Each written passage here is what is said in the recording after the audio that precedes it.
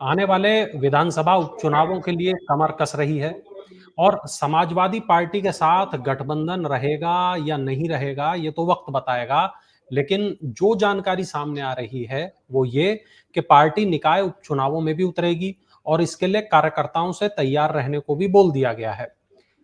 उत्कर्ष, सवाल एक ये कि कांग्रेस का जोश तो हाई है, आपको क्या लगता है होने क्या वाला है? मतलब कांग्रेस इस तरीके से हर जगह आगे दिखाई दे रही है, एक तरफ वो सड़क पर प्रदर्शन करते दिखाई दे रही है, एक तरफ वो विधानसभा उपचुनाव की तैयारियों के लिए जोर लगाती दिख रही है और अब ये जो निकाय के उपचुनाव हैं इसके लिए भी कांग्रेस जोर लगाने पर बल दे रही है, अपने कार्यकर्ताओं को संदेश दे रही है।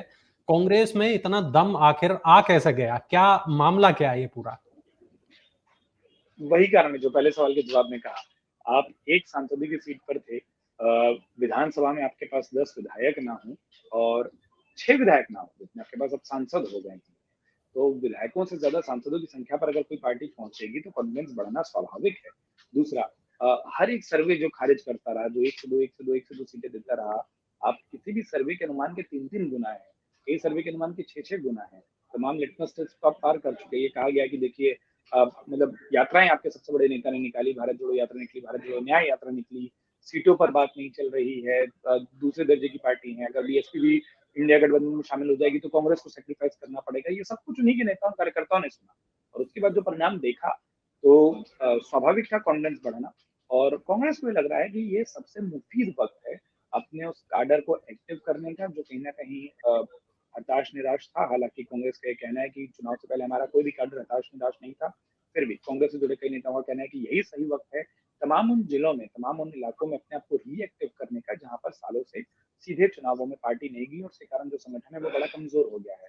और यही वक्त है नए लोगों को पार्टी से जोड़ने का, क्योंकि इस वक्त पार्टी में अवसर मिलती, अपॉर्चुनिटी मिलती और पार्टी में ताकत, दोनों चीजें बहुत बेहतर तरीके से दिख रही है।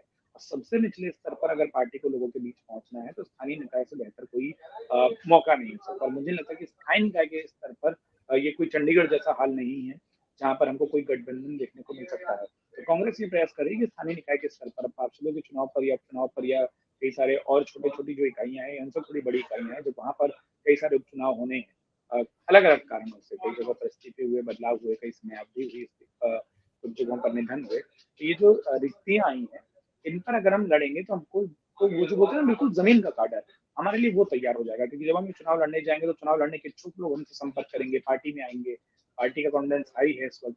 तो वो जो जमीन पर काडर नहीं होने की शिकायत है वो दूर होगी। और उसमें सबसे बड़ी बात जो कांग्रेस अक्सर देख रही है ये है कि नई उम्र का काडर, पुराने कांग्रेसी तो अभी भी पार्टी से जुड़े हुए हैं, लेकिन नए लोग जो कि पिछले कुछ दिनों में या पिछले कुछ सालों में भारतीय जनता पार्टी का ग्राफ जैसे उत्तर प्रदेश में ऊपर बढ़ा, समाजवादी पार्टी मुख्य विपक्षी दल की भूमिका में है, तो उनसे तो जुड़ते रहे, लेकिन कांग्रेस से जो जुड़ने की संख्या थी, क्षमता थी, वो उस तरीके से बड़ी नहीं थी जो कांग्रेस अपेक्षा कर रही थी।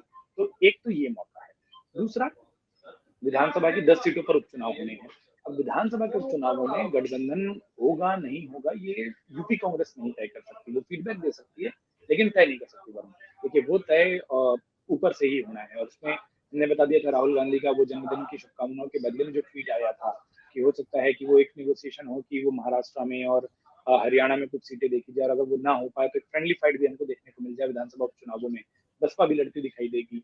हो सकता है कांग्रेस और सपा में अगर बात ना बने, क्योंकि सीधी सीधी जो मैंने आपको बताया था, करीब 4 से 5 सीटें ऐसी होती है जहाँ समाजवादी पार्टी के उम्मीदवारों के कारण वो चुनाव हो रहे हैं, तो वहां तो कुछ संभावना नहीं है। कितनी सीटें मिलेंगी नहीं मिलेंगी, नेगोशिएशन में चीजें फंसेगी। कांग्रेस के लिए तो किसी तरीके से खुलेआम बोल नहीं सकती यूपी कांग्रेस कि भाई आइए हमसे संपर्क करिए। अगर कह देंगे तो ये वही वाली स्थिति हो जाएगी जो मध्य प्रदेश चुनाव के ठीक बात बनी थी कि हमने देखा कि वहां पर किस तरीके से कमलनाथ ने एक बयान दिया, अखिलेश यादव नाराज हो गए, फिर अजय राय ने कुछ कहा, फिर अखिलेश यादव ने और उनकी पार्टी के बहुत लोगों ने बहुत कुछ कहा और हम कह रहे थे कि देखिए चीजें नहीं बन रही। तो वो अवसर पैदा नहीं करना है और दिख रहा है कि राहुल गांधी वो अवसर पैदा नहीं करना चाहते।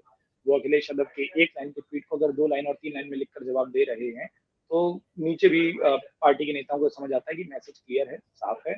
और इसीलिए पार्टी उपचुनावों में जो चीज नहीं कर सकती उसको स्थानीय निकाय में करने की कोशिश कर रही है। 2 फायदे दिखाई दे रहे हैं, एक ये बिल्कुल। कि जमीनी काडर मिलेगा और दूसरा फायदा ये है कि हम एक्टिव दिखते रहेंगे, जो कि बहुत जरूरी है। मतलब आपके मन में सवाल आया, लोगों को भी दिखेगा कि पार्टी लगातार एक्टिव है।